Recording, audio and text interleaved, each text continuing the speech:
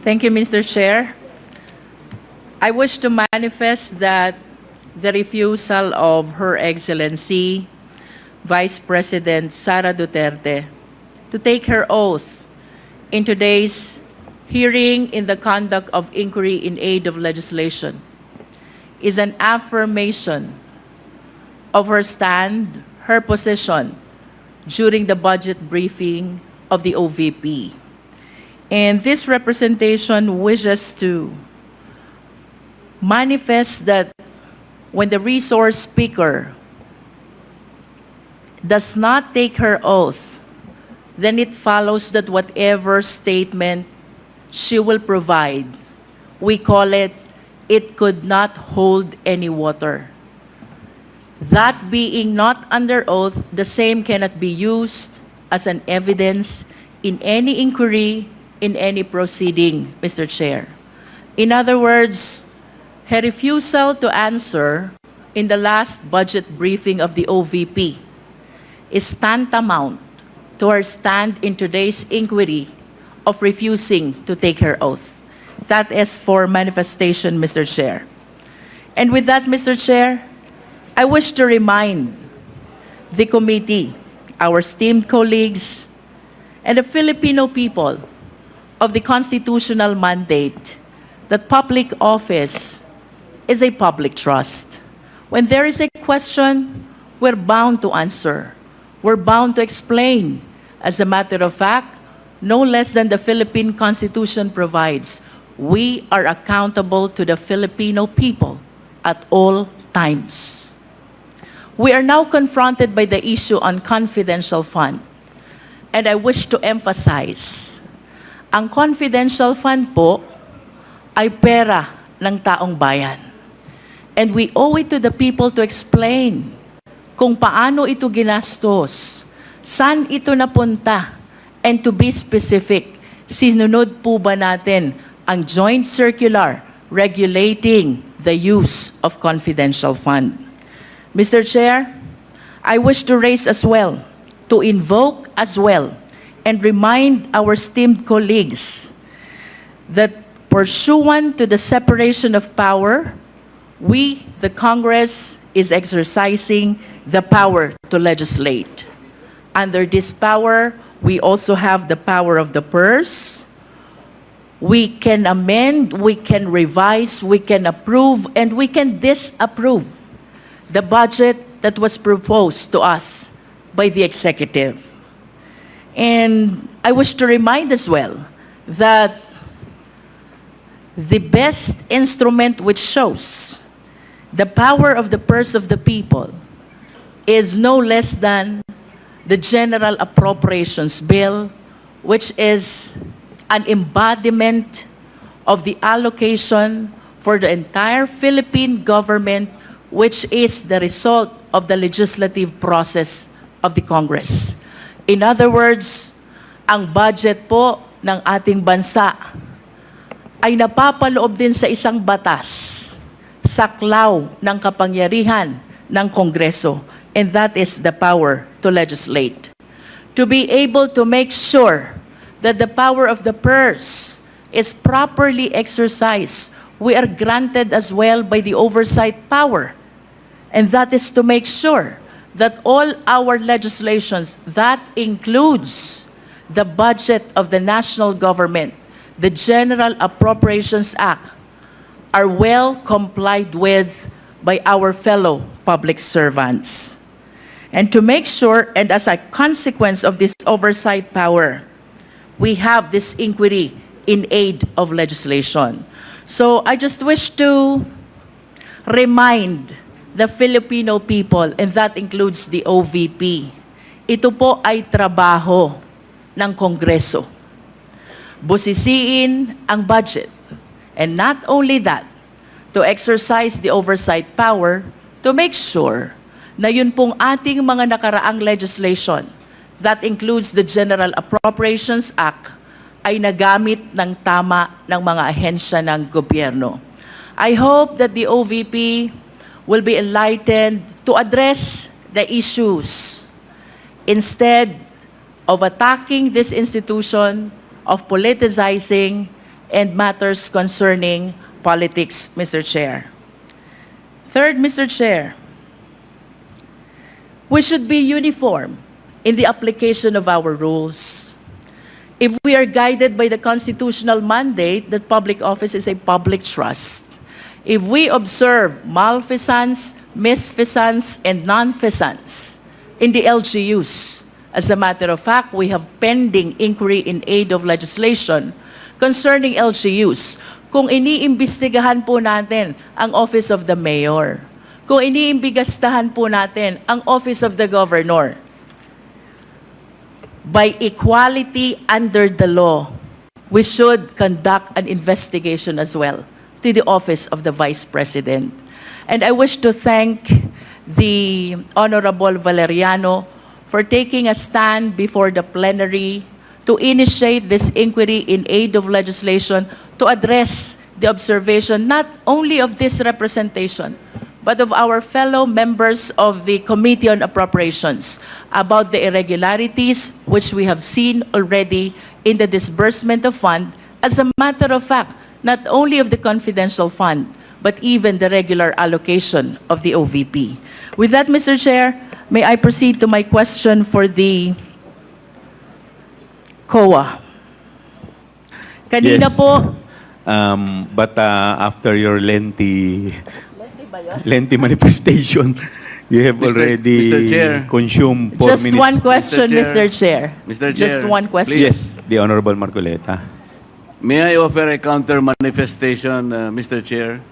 Later po, 1 minute na lang po siya and then Kasi I will baka recognize. makalimutan yung continuity, yung flow ng discussion. I'd like to ask only, Mr. Chair, by way of manifestation, is there anybody who is questioning the power of the purse of Congress? Is there anybody who is questioning the legislative function and oversight function of Congress? Is there? Because if there is none, then we are not supposed to overextend the discussion or any manifestation because nobody is questioning that. And I think nobody could question that. Even the privileged speech of the Honorable Valeriano. I think the proper question there, the proper title is not asserting the power of the purse. We should not assert it because that power is inherent in us.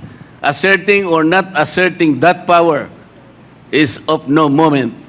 Yun po ay birthright. Yun po is inherent right of Congress. And let me make of record, the office of the Vice President, to my mind, did not undermine the power of the purse. When she personally came in the first hearing and presented herself, including the budget by way of a PowerPoint presentation, she made a presentation, Mr. Chair. And after that, she made a categorical statement that she said, I forgo, Madam Chair, I forgo my opportunity to defend the budget of the Office of the President by way of question and answer, and instead I leave it to the discretion of the House of Representatives on their decision to decide on the proposal as presented. This is a very respectful answer, Mr. Chair. I did not find any offensive remark in that particular statement. She gave the entire House of Representatives the entire discretion, the entire right to decide on the proposal she presented before us. Why would we blame her for saying that she disrespected Congress? No, sir. I think it was triggered by the fact that questions were asked in relation to the confidential and intelligence funds. To my mind, Mr. Chair, these particular funds were subjected to a notice of disallowance. But the notice of disallowance by its nature, by its very nature, Mr. Chair, is contestable. It is appealable. It is yet to be explained.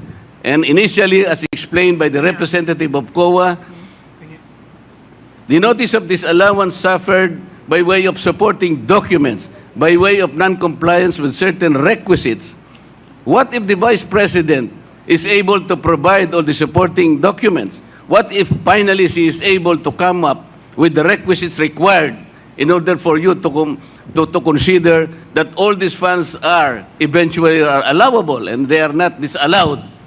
And chances are she may be able to do that. Hindi po final judgment ang notice of disallowance. As a matter of fact, based on COA's own representation the other day, the Vice President received the notice of disallowance only on August 24, 2024, which means, Mr. Chair, the Vice President has 6 months within which to reply and make an answer. That is correct, Madam COA. So, 6 months is up to February 2025. We should give her all the allowance. We should give her the time. Because 6 months is 6 months. So why are we rushing to make a judgment?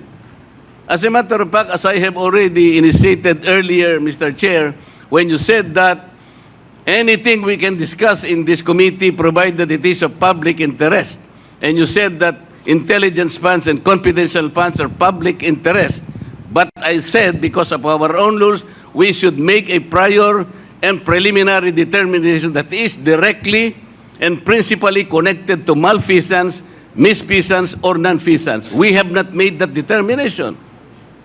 How can we now begin questioning whether or not the intelligence funds covered by an initial notice of disallowance is already directly and principally connected with non-feasance or misfeasance or malfeasance? Madam COA, how many agencies of government today are subjected to notice of disallowance? Do you have a number? How many agencies Mr. today? Chair. With all due Mr. respect Point to of order, the Mr. Before I, Honorable But that is a question I will leave, and I will Yes. terminate But- my manifestation, Madam. Yes, but I will. I I would believe, like Mr. to Chair, that respond. this is still my time. Yes, but I would like to respond to your manifestation, Congressman Marcoleta. Parliamentary Let inquiry, me. Mr. Chair. Parliamentary inquiry What is the muna. parliamentary inquiry of I the would Honorable like to Abante? ask the Honorable Marcoleta, is he rebuking this committee?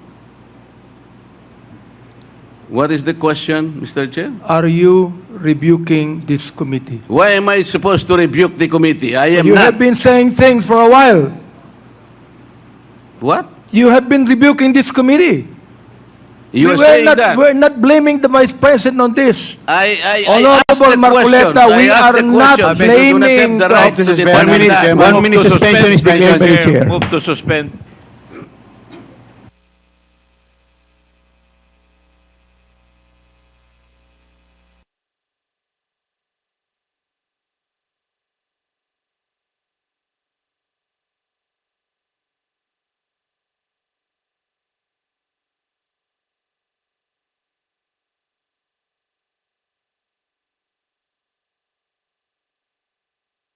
Before I recognize the Honorable Congressman Luistro, let me first respond to the manifestation of the Honorable Marcoleta.